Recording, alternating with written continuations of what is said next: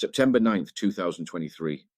Two men sat outside Sweet Lulu's Cafe in Keilor, a quiet strip in Melbourne's northwest.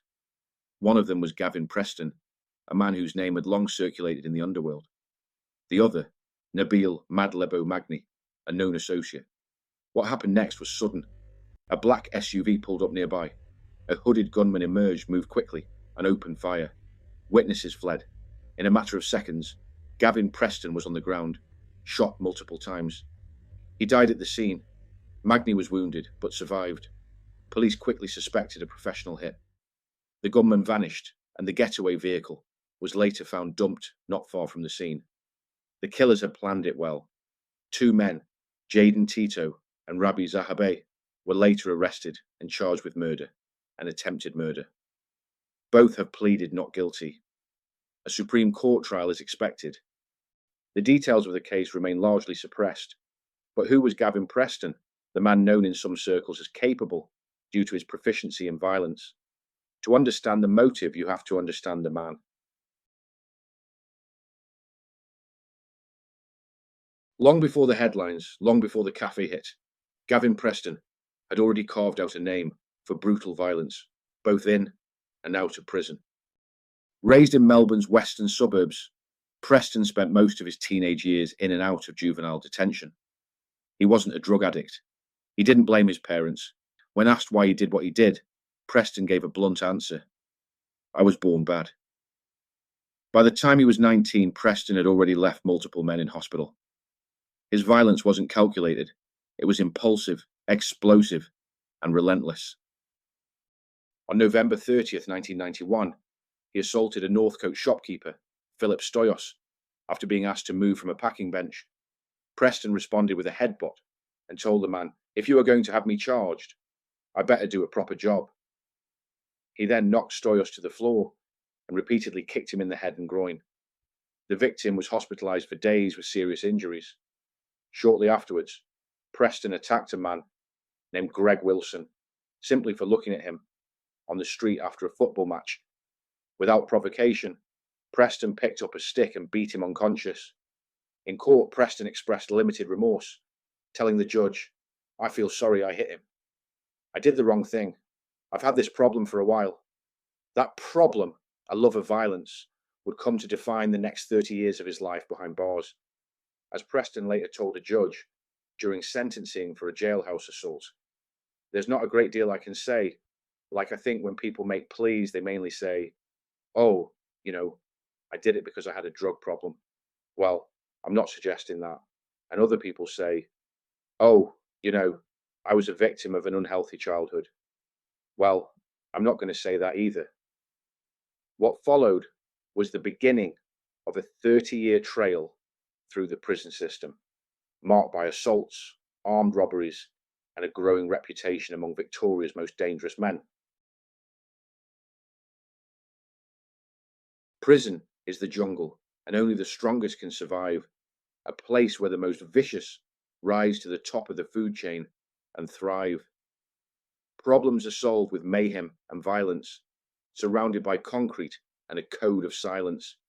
People live and people die. We operate on an eye for an eye. We do what we do, and we live another day. We have no limits to our violence. It's the POW way. Behind the concrete, we fight a war. Action can erupt one step past the cell door. We bash, stab, and slash. Out battles are not fought over race or cash. We go on missions and install fear. We are the prisoners of war, and our objectives crystal clear. By the 2000s, Gavin Preston and Matthew Johnson were two of the most high-risk prisoners in the Victorian correctional system.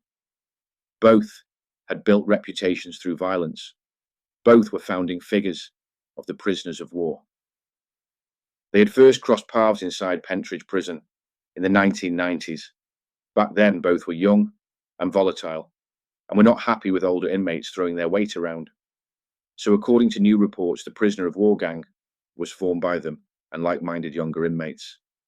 The secrecy of the gang means factual information is hard to come by. However, it is reported they teamed up to try and kill another veteran prisoner who had once been part of Chopper Reed's crew, Greg Bluey Brazel, who had once stabbed Chopper Read in the guts at one point during the Painters and Dockers feud. Matthew Johnson and Gavin Preston attempted to smash their way into his cell unit with their gang to finish him due to him being a prison snitch. We cover this in more detail in Season 1's episode on Matthew the General Johnson, which is linked at the end. Both Johnson and Preston were not sophisticated criminals. They were both in and out of jail for acts of violence and petty crime, rather than big-time criminality. But in the jungle of prison, there are two powerful commodities. One is money, which wields power. The second is pure physical violence. Both Preston and Johnson were very capable of the second, and their gang terrified the prison system. But at some point in the 2000s, that alliance had ended. Preston and Johnson were now considered enemies. Perhaps there wasn't room for two alpha male prisoners at the top of the prisoners of war. What is known is that tensions began to escalate after the 2010 murder of Carl Williams, a gangland figure turned police witness. Williams was beaten to death inside Barwin's Acadia unit by Johnson using the stem of an exercise bike. Preston wasn't in the unit when it happened. Rumours suggested that the fallout could have been about this, or perhaps due to an attack by Preston on a friend of Matthew Johnson's. Either way, things were to get bloody between the pair, but before that, Preston would be out on the streets and taking his brutal violence with him. In the early hours of February 11th, 2012, Gavin Preston shot and killed Adam Curry, a major Melbourne ice dealer, inside a North Melbourne flat. Prosecutors alleged the murder was premeditated, driven by a $2,500 drug debt, and Preston's fear that Curry was about to inform on him over an undisclosed criminal matter. Preston had been under active police surveillance that night. Undercover officers had followed him to Curry's Canning Street apartment, but were ordered to stand down at 12:25 a.m, just 29 minutes before Curry was killed. He was shot twice in the head at close range and once in the arm. Prosecutors told the Supreme Court that Preston attempted to fabricate an alibi by having his partner send a text from his phone in Cranbourne around the same time he arrived at Curry's flat, further evidence, they argued, of a planned killing. Unbeknownst to Preston, the flat was also under separate police surveillance as part of another investigation. That footage, combined with forensic and phone evidence, placed him at the scene. Initially charged with murder, Preston pleaded guilty 9 days into the trial to defensive homicide, and now abolished legal category for killings committed under the genuine, though possibly unreasonable, belief that lethal force was necessary. Preston claimed Curry had produced a revolver first and that he acted instinctively. Justice Macaulay accepted that Preston believed he was under immediate threat. He was sentenced to 11 years, with a non-parole period of 9. That same sentencing package also included a separate conviction for recklessly causing serious injury, after Preston shot another man, Tolam Duong, in the leg at a Sunshine Garage 12 days earlier.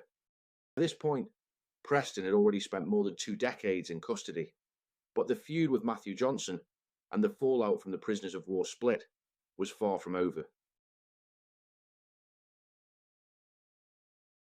Back in prison, serving time for the shooting death of Adam Curry, the tide had begun to turn.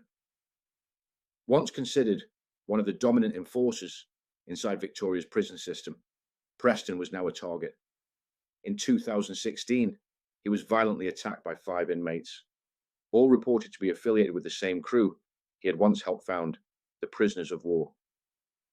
The attack was filmed and circulated online, a calculated act of humiliation. Preston was stabbed at least 9 times using improvised weapons, shivs, spikes, and blades. He fought back briefly, managing to kick one attacker before being overwhelmed. The footage showed Preston lying on the ground, bloodied, as paramedics worked to stabilize him. It was a graphic reminder of how quickly power can shift inside. According to multiple prison sources, the stabbing was linked to Preston's falling out with Matthew Johnson, the same man he had once co-led the Prisoners of War with.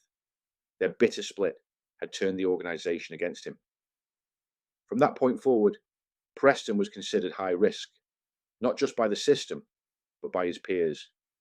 He was placed under strict management orders, often held in isolation. Corrections refused to comment publicly, but sources confirmed he was closely monitored due to the threat level against him. Despite this, Preston remained defiant. He never named his attackers. He never cooperated with investigators. He followed the code, no matter how far outside the protection of it he now lived. On the morning of September 9th, 2023, Gavin Preston met with Abbas Magni outside Sweet Lulu's Cafe in Kilo, a quiet suburb in Melbourne's northwest. At 10:20 a.m, a black Audi SUV pulled up nearby. A masked gunman emerged, moved swiftly toward the pair, and opened fire. Preston was hit multiple times and died at the scene. Magni, shot in the arm and torso, survived. The vehicle was later found dumped a short distance away. It was a textbook hit, planned, timed, and public. The footage circulated quickly. Speculation followed. Was it revenge? Was it a settling of old scores? Some sources said Preston had been living fast after his release, stirring old tensions. Others pointed to unfinished business inside. Two men, Jaden Tito and Rabbi Zahabe, were later arrested and charged with murder and attempted murder.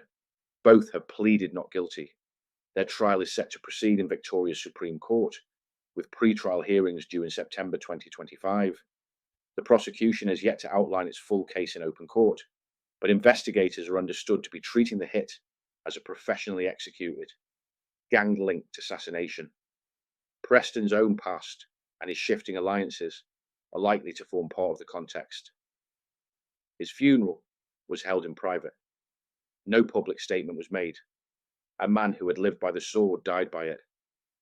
Gavin Preston was a product of violence, a man shaped by the system and determined to master it. But in the end, what decades in prison couldn't do, the outside world did. And in the rules of the underworld, no one stays on top forever. In all these cases, it's the innocent families that suffer. Our condolences to all who have suffered through this gangland episode. We do not condone violence or criminality, only shine a light on social criminal history.